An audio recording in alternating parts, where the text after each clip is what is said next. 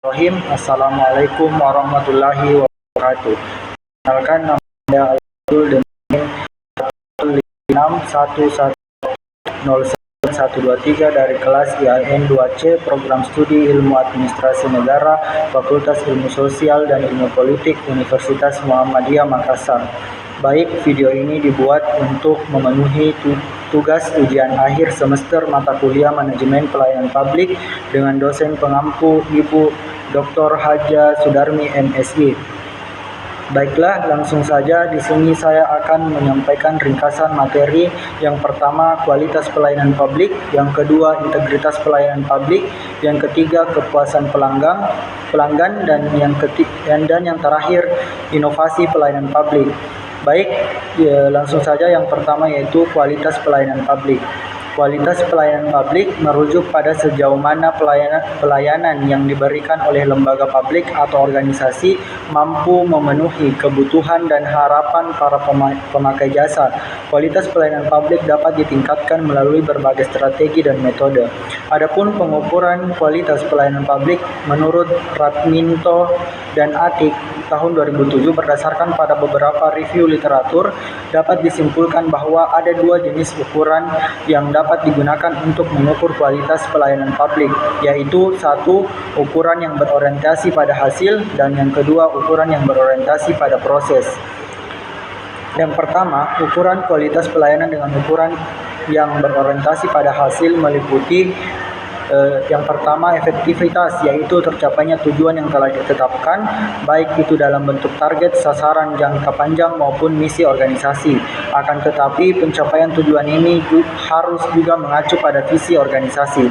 Yang kedua, produktivitas, yaitu ukuran yang menunjukkan kemampuan pemerintah untuk menghasilkan keluaran yang dibutuhkan oleh masyarakat.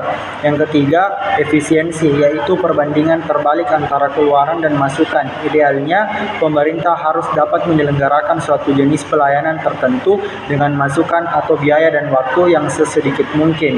Yang kedua, pengukuran kualitas pelayanan dengan ukuran yang berorientasi pada proses meliputi responsivitas, yaitu kemampuan pemerintah untuk mengenali kebutuhan masyarakat, menyusun agenda dan prioritas pelayanan, serta mengembangkan program-program pelayanan sesuai dengan kebutuhan dan aspirasi masyarakat. Responsivitas ini mengukur daya tanggap pemerintah terhadap harapan, keinginan dan aspirasi serta tuntutan pelanggan. Yang kedua, responsibilitas, yaitu ukuran yang menunjukkan seberapa besar tingkat kesesuaian antara penyelenggaraan pemerintah dengan hukum atau peraturan dan prosedur yang telah ditetapkan. Yang ketiga, akuntabilitas, yaitu suatu ukuran yang menunjukkan seberapa besar tingkat kesesuaian antara penyelenggaraan pemerintah dengan ukuran-ukuran eksternal yang ada di masyarakat dan dimiliki oleh stakeholders seperti nilai dan norma yang berkembang di masyarakat. Sedangkan menurut Parasuraman tahun 2012 terdapat 5 dimensi pokok dalam kualitas pelayanan publik, yaitu 1. Tangibles, tercermin pada fasilitas fisik, peralatan personil dan bahan komunikasi. Kedua, reliability, kemampuan memenuhi pelayanan yang dijanjikan secara terpercaya dan tepat. Yang ketiga, responsiveness, kemampuan untuk membantu pelanggan dan menyediakan pelayanan yang tepat. Yang keempat, assurance, pengetahuan dari para pegawai dan kemampuan mereka untuk menerima kepercayaan dan kerahasiaan. Yang kelima, empati, perhatian individual diberikan oleh perusahaan kepada para pelanggan. Selanjutnya, kita beralih ke ringkasan materi yang kedua, yaitu integritas publik. Dalam Kamus Besar Bahasa Indonesia Online tahun 2020, integritas dinyatakan sebagai mutu, sifat atau keadaan yang menunjukkan kesatuan yang utuh sehingga memiliki potensi dan kemampuan yang memancarkan kewibawaan, kejujuran.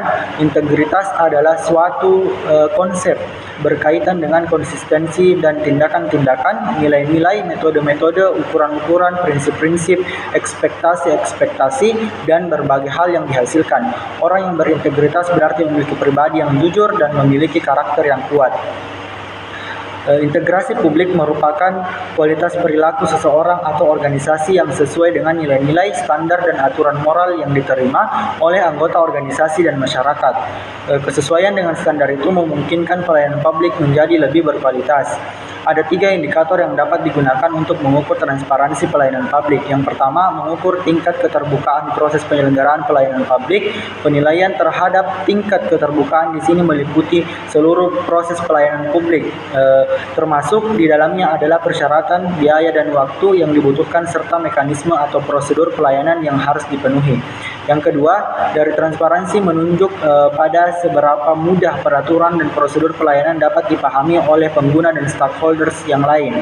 Maksud dari dipahami di sini bukan hanya dalam arti literal semata, tetapi juga makna di balik semua prosedur dan peraturan itu. Yang ketiga, dari transparansi pelayanan adalah kemudahan untuk memperoleh informasi mengenai berbagai aspek penyelenggaraan pelayanan publik. Semakin mudah pengguna memperoleh informasi mengenai berbagai aspek penyelenggaraan pelayanan publik, semakin tinggi transparansinya. Pelayanan publik yang berintegritas yaitu 1. Pelayanan publik yang berintegritas adalah pelayanan yang diselenggarakan dengan memperhatikan dan mengutamakan kepentingan dan kebutuhan warga masyarakat selaku pengguna pelayanan tersebut. Yang kedua, langkah-langkah mewujudkan pelayanan publik yang berintegritas yaitu pertama adalah penerapan prosedur layanan secara rasional dan wajar, konsistensi dalam proses monitoring dan evaluasi layanan, komunikasi kebijakan, memberi publikasi peringkat layanan di antara instansi dan instansi penyelenggara layanan publik. Selanjutnya kita beralih ke materi ketiga yaitu kepuasan pelanggan. Ringkasan materi kepuasan pelanggan yaitu seperti pengertian kepuasan pelanggan. Menurut Kotler dan Armstrong mengatakan bahwa kepuasan konsumen adalah sejauh mana anggapan kinerja produk memenuhi harapan pembeli. Bila kinerja produk lebih rendah ketimbang harapan pelanggan, maka pembelinya merasa puas atau amat gembira. Yang kedua, menurut Setham dan Bittner, definisi kepuasan adalah respon atau tanggapan konsumen mengenai pemenuhan kebutuhan. Kepuasan merupakan penilaian mengenai ciri atau keistimewaan produk atau jasa atau produk itu sendiri yang menyediakan tingkat kesenangan konsumen berkaitan dengan pemenuhan kebutuhan konsumsi konsumen. Faktor-faktor yang mempengaruhi kepuasan pelanggan menurut para ahli yaitu menurut Irwan, faktor-faktor yang mendorong pelanggan adalah sebagai berikut. 1. Kualitas produk. Pelanggan puas kalau setelah membeli dan menggunakan produk tersebut ternyata kualitas produknya baik. Yang kedua, harga. Untuk pelanggan yang sensitif, biasanya harga murah adalah sumber kepuasan yang penting karena pelanggan akan mendapatkan value for money yang tinggi. Yang ketiga, service quality. Kepuasan terhadap kualitas pelayanan biasanya sulit ditiru. Kualitas pelayanan merupakan driver yang mempunyai banyak dimensi, salah satunya yang populer adalah serve qual. Yang keempat, emotional factor. Pelanggan akan merasa puas atau bangga karena adanya emosional atau value yang diberikan oleh brand dari produk tersebut. Yang kelima, biaya dan kemudahan. Pelanggan akan semakin puas apabila relatif mudah, nyaman, dan efisien dalam mendapatkan produk atau pelayanan. Selanjutnya, jenis indikator kepuasan pelanggan. Yang pertama, jenis indikator kepuasan pelanggan dapat dibagi menjadi 2 jenis, yaitu fungsional dan psikologikal. Yang pertama, fungsional, kepuasan yang diperoleh pelanggan dari fungsi pemakaian produk, sebagai contoh minum karena haus. Yang kedua, psikologikal, kepuasan pelanggan yang diperoleh tidak berwujud atau tidak memiliki fisik, sebagai contoh perasaan bahagia karena mendapatkan konsol permainan mahal yang tidak banyak orang miliki. Strategi menjaga atau meningkatkan kepuasan konsumen yaitu 1. Ofensif. Strategi ofensif akan menarik perhatian pelanggan dengan cepat, menjerat pelanggan dengan tawaran dan promo yang menarik dan menguntungkan. Selain itu, perusahaan juga dapat menerangkan fasilitas atau pelayanan yang lebih baru dibandingkan sebelumnya untuk mendorong konsumen untuk mencoba. Strategi ofensif yang disebut juga dengan strategi menyerang biasanya fokus dengan menggunakan biaya perusahaan untuk mendorong promosi, iklan, yang lainnya maupun billboard di lokasi yang strategis dan sering dilihat banyak orang. Yang kedua, defensif. Strategi defensif atau bertahan sering dipakai pengusaha untuk mempertahankan pelanggan yang ada. Hal itu dilakukan dengan cara meningkatkan pelayanan dan fasilitas untuk kebutuhan pelanggan. Strategi defensif dapat dilakukan dengan cara seperti berikut, yaitu memberikan souvenir bagi pelanggan yang mengikut membership. Yang kedua, memberi ucapan selamat hari raya keagamaan kepada pelanggan. Yang ketiga, meningkatkan fasilitas gedung atau pelayanan pelanggan. Selanjutnya, materi yang keempat atau yang terakhir yaitu inovasi pelayanan publik. Pengertian inovasi pelayanan publik adalah terobosan jenis pelayanan baik yang merupakan gagasan atau ide kreatif atau modifikasi yang memberikan manfaat bagi masyarakat baik secara langsung maupun tidak langsung. Kreatif dan inovasi adalah suatu kemampuan untuk memindahkan sumber daya yang kurang produktif bagi sumber daya yang produktif sehingga memberikan nilai ekonomis. Menurut David Albury tahun 2003, mendefinisikan inovasi berhubungan erat dengan ide-ide baru yang bermanfaat dengan sifat kebaruannya harus mempunyai nilai manfaat. Sifat baru inovasi tidak berarti apa-apa apabila tidak diikuti dengan nilai kemanfaatannya dan kehadirannya. Selanjutnya, ciri-ciri inovasi. Yang pertama, memiliki kekhasan artinya suatu inovasi memiliki ciri khas yang dalam arti ide, program, tatanan, sistem termasuk kemungkinan hasil yang diharapkan. Memiliki ciri atau unsur kebaruan, yakni suatu inovasi harus baru. Yang kedua, memiliki karakteristik sebagai sebuah karya dan buah pemikiran yang memiliki kadar orisinalitas dan kebaruan. Yang ketiga, program inovasi dilaksanakan melalui program yang terencana, yakni suatu inovasi dilakukan dengan proses yang tidak tergesa-gesa, namun inovasi dipersiapkan secara matang dengan program yang jelas dan direncanakan terlebih dahulu. Yang keempat, inovasi yang digulirkan memiliki tujuan. Program inovasi yang dilakukan harus memiliki arah yang ingin dicapai, termasuk arah dan strategi untuk mencapai tujuan tersebut.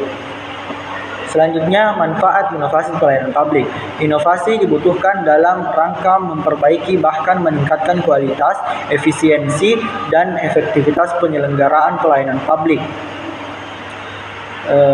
Karena melalui inovasi dapat diciptakan sistem, metode, dan teknologi yang dapat menurunkan biaya, mempersingkat waktu layanan, memangkas birokrasi. Inovasi pelayanan publik sangat diperlukan dalam terciptanya good governance. Dengan adanya inovasi membuat pelayanan publik menjadi lebih mudah dan tidak berbelit-belit sehingga membuat masyarakat menikmati pelayanan yang diberikan oleh pemerintah. Selanjutnya, layanan elektronik atau e-service. Layanan elektronik atau e-service adalah penyediaan layanan pengurusan dokumen kependudukan dan pencatatan sipil melalui internet. Awalan E berdiri untuk elektronik seperti halnya di banyak penggunaan lain, mulai dari awal masyarakat mengajukan permohonan hingga dokumen diterbitkan atau selesai.